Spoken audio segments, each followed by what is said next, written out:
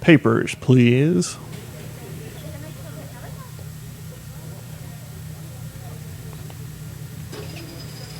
Put a story together on this earlier today. Tara and I were talking about it, and I said, Tara, the way we need to start the title for this, the way we need to begin the title for this story is "It's starting, : and it does appear to be starting. We have video captured by a Reuters stringer in, I think he's in Paris. He's certainly in France. Anthony Payon, or Payone, not sure how you pronounce it.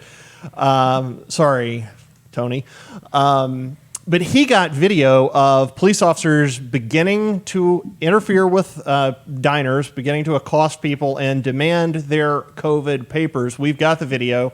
Let's roll it now.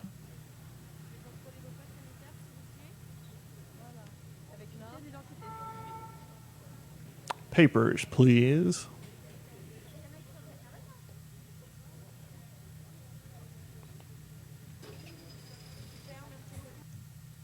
You know, the last time that you heard "Papers, please" in Paris, it was not under favorable circumstances. Yeah.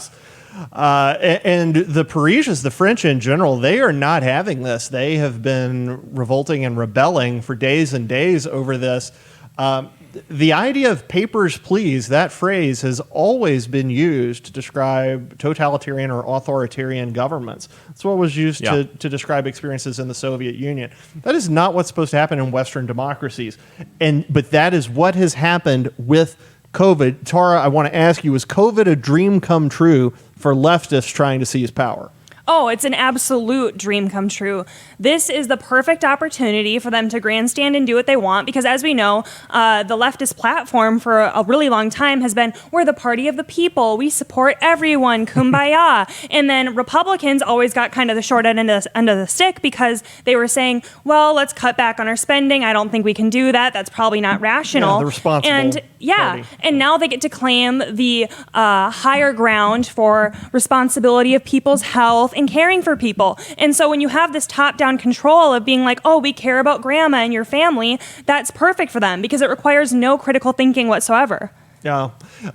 Michael, do they come out of this or is this here to stay?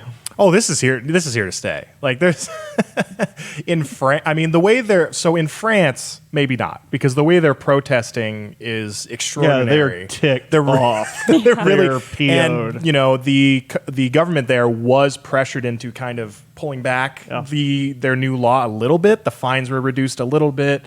There were some other small changes made. You know, it's still a horrible mess, but no, once the government gets a certain amount of power, it wants to keep that power. And it's amazing to look at where we are today and imagine a few months ago, or probably a year ago, when they all were like, oh, they're never going to mandate vaccine passports. You guys are crazy. You guys are conspiracy theorists. We're never going to do that. And those same people now are saying, we all need to do that.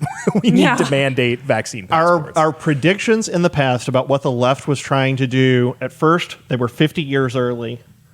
Yeah. Then they got to where they were about 25 years early, then 10 years, 5 years. Folks, we're about 6 months now. You can predict the worst thing possible that the left will do. And in about 6 months, they seem to roll it out. It is unbelievably scary.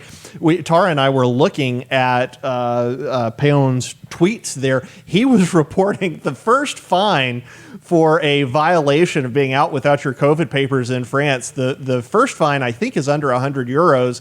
The second fine is up to 9,000 euros. Yeah. So a pretty steep climb there. But folks, if you think this is not coming to the U.S., you're crazy. It's already happening in New York.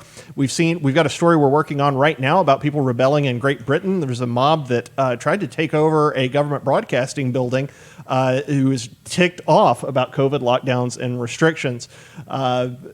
The spirit of freedom is still out there kicking. I hope we recapture that without having to resort to violence. And like we don't even have to point to New York's, the what they're doing in that state. The eviction moratorium is a federal law. It's draconian. It gives the CDC, a public health organization, like complete power and control over the housing industry. That's crazy. Yeah. We've never ever had that in the history of the United States.